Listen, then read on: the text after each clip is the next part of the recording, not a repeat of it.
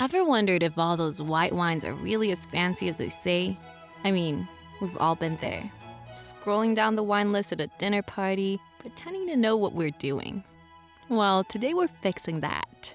We're going to rank every white wine in a tier list, from the ones that'll make you feel fancy to the ones you should never touch. Number 1, Kim Crawford Sauvignon Blanc. First up, we have Kim Crawford Sauvignon Blanc. Ah, yes, this one's a classic. You've probably seen it on every wine list, and you're like, hey, this must be good. Spoiler, it's good, but it's also a bit basic. If this wine were a person, it would be the guy at the party who's always friendly, but never the life of it. This New Zealand wine is fresh, crisp, and packs a punch of tropical flavors like passion fruit, citrus, and lime zest. It's like a sunny day in a bottle. But here's the thing, it's a little one-dimensional. It's like that guy who's always saying, let's just chill, but never offers anything more. Sure, it's perfect for an afternoon barbecue. But if you're looking for something with depth, something to make you go, wow, this is not it. I'm placing it in C tier. It's decent, approachable, but not going to win any wine awards. Great for casual hangouts, though. Number 2, Barefoot Pinot Grigio. Now, let's talk about Barefoot Pinot Grigio. This one's like the budget option everyone loves, right? You see it at every picnic and it's cheap, so you grab it without thinking twice. But let me tell you, this wine is the definition of meh. Barefoot is like the Walmart of wine. Accessible, but doesn't have that je ne sais quoi. This wine is light, a little too light, with mild apple and citrus notes. It's fine for sipping while you pretend to care about the weather, but if you're looking for a wine that'll elevate the experience, keep moving. I'm sticking it in C tier again. It's functional, it gets the job done, but it doesn't deserve any love beyond a casual gathering. Before we dive into the next white wine, why not turn on the bill by hitting that like and subscribe button? It's your path to more amazing content. Trust us, you'll be glad you did. Number 3, Francia Chablis. Alright, Francia Chablis. Oh boy, where do I start? If you're hoping for a refined French experience, look elsewhere. This is like walking into a Michelin star restaurant and asking for a burger. Francia Chablis is sweet, but not in a good way. It's like someone took a bottle of cheap Chardonnay and threw it in a bucket of sugar. I think I said it the other way around. But yeah, this wine, no thanks. This isn't even a real Chablis. Real Chablis comes from Burgundy, France, and has a mineral crisp profile that'll make you appreciate life. Francia, however, comes from California.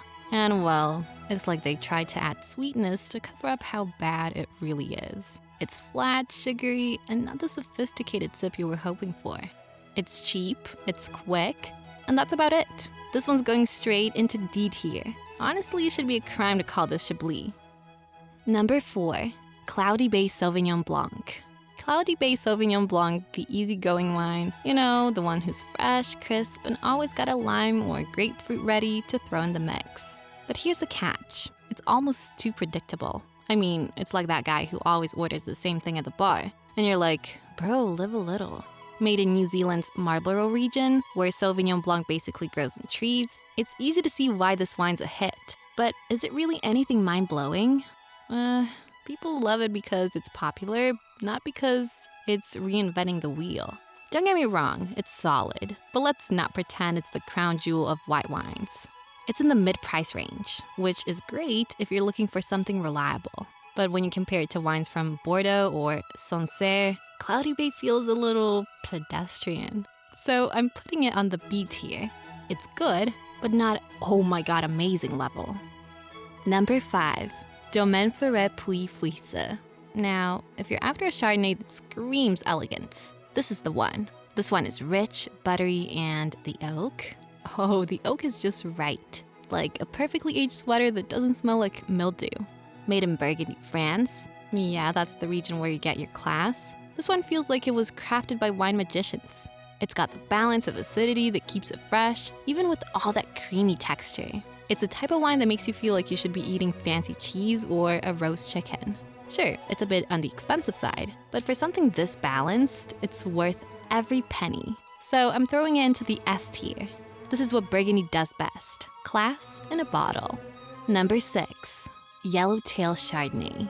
Let's talk about this one. It's simple, smooth, and about as fancy as a basic t-shirt. It's got a little oak, a little butter, but not much else. It's the kind of wine you grab when you don't want to think too hard. Just pop, pour, and go. Produced in Australia, Yellowtail is the king of easy drinking wines. It's everywhere, and it's cheap. But here's the thing. It doesn't have the depth or complexity that you'd find in a wine from Burgundy or Napa.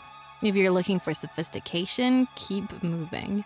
But if you want something simple for a Tuesday night, this is it. For casual drinkers, I am putting it in the B tier.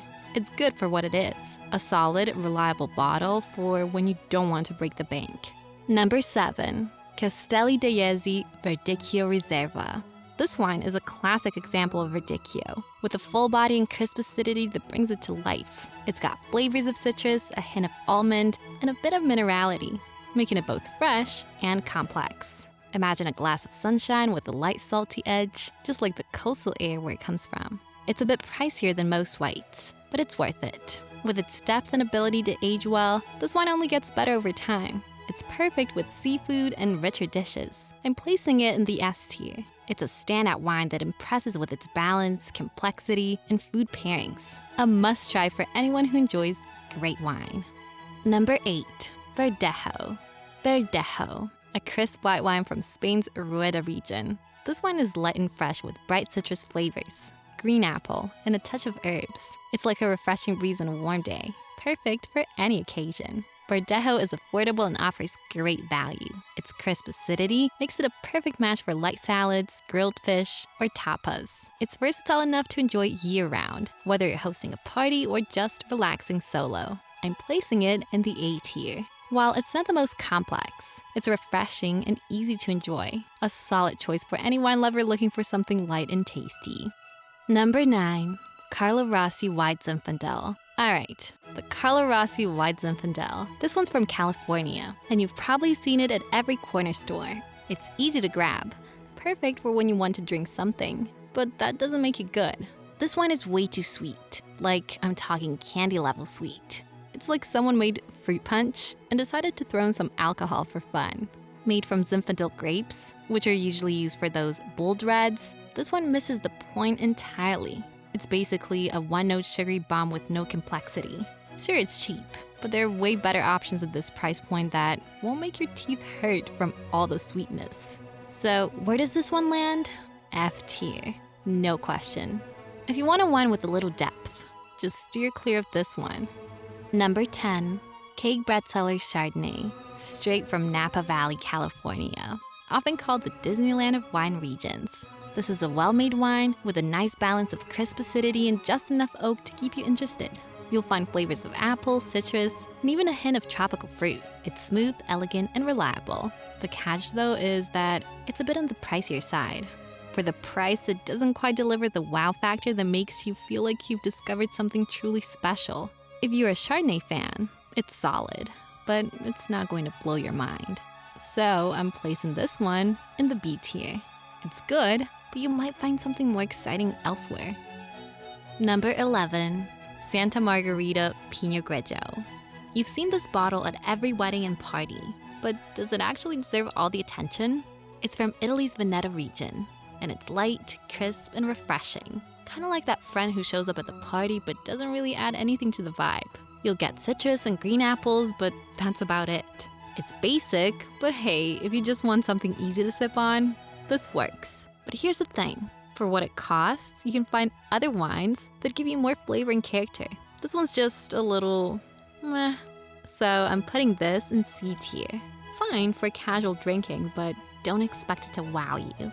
Number 12, Meursault from Burgundy. This one is not your average wine. Made from Chardonnay, it's got this rich, nutty flavor with a touch of minerality that makes it stand out. This isn't some simple throwaway wine. It's a wine for people who appreciate the craft behind it. It's the kind of wine that makes you think, wow, this is what wine is supposed to be. Sure, it's pricey, but it's worth every penny. You get that perfect balance of oak and texture with a smooth, creamy finish that makes you want to savor every drop. If you're someone who enjoys wines with depth and complexity, Meursault is the one. So no doubt, this one goes in the S tier. It's sophisticated, flavorful, and perfect for anyone who wants a wine that actually makes an impression. Number 13, Yellowtail Sweet Wine. All right, Yellowtail Sweet Wine. Look, I get it. Some people love their wines super sweet, but this one, it's like a bottle of syrup with a hint of grape. And that's about it. If you want a sugar rush in liquid form, you're in for a treat. But if you're looking for anything remotely sophisticated, not even close. Made in Australia, it's easy to grab off the shelf and perfect if you're hosting a party with people who just want something sweet to sip on. But don't expect to be blown away with complexity. This wine has no layers. It's all sweet and then it stays there, hanging around in your mouth for way too long. So look, I'm putting this in D tier. If you're an expert wine drinker, you're probably better off skipping this one. But if you're at a barbecue and someone hands you a glass, hey, it'll get the job done. Number 14, Chablis Premier Cru. This is classic Chardonnay, made in the iconic Burgundy region of France. Crisp, mineral-driven, and with that sharp acidity, it's like the wine version of a cold breeze on a sunny day. Refreshing, clean, and all that good stuff.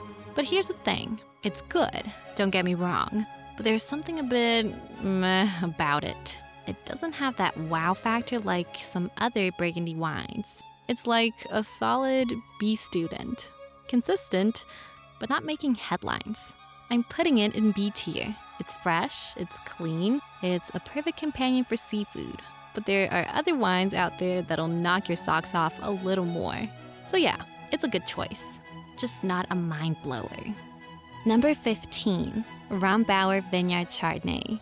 This one is basically the go-to for anyone who likes their Chardonnays bold and buttery.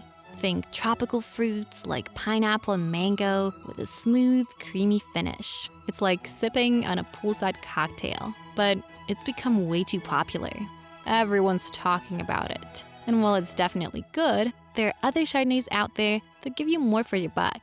While many might think it's a bit overhyped, which it technically might fall under, it's actually a good wine. So I'm putting it in A tier. It's solid, but if you're in Napa Valley, there's some hidden gems that are even better. Number 16, Barefoot Moscato.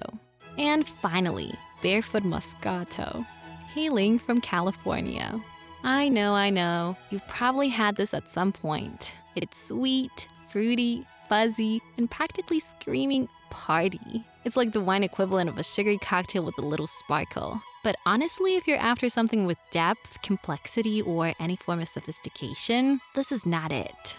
It's just sweet, that's all. And if that's what you're after, fine. Just keep in mind it's not going to win any awards or have anyone gasping in awe at its layers of flavor. So I'm putting this in C tier. It's perfect if you want something simple, but if you're trying to impress anyone, you might want to leave this off the list. So that's the ultimate white wine ranking. Every wine has its own unique flavor, and now you've got the knowledge to explore it all with confidence. Don't forget to check out our last video, Everything in Wine Labels Explained in X Minutes, and make sure to subscribe for more fun wine tips.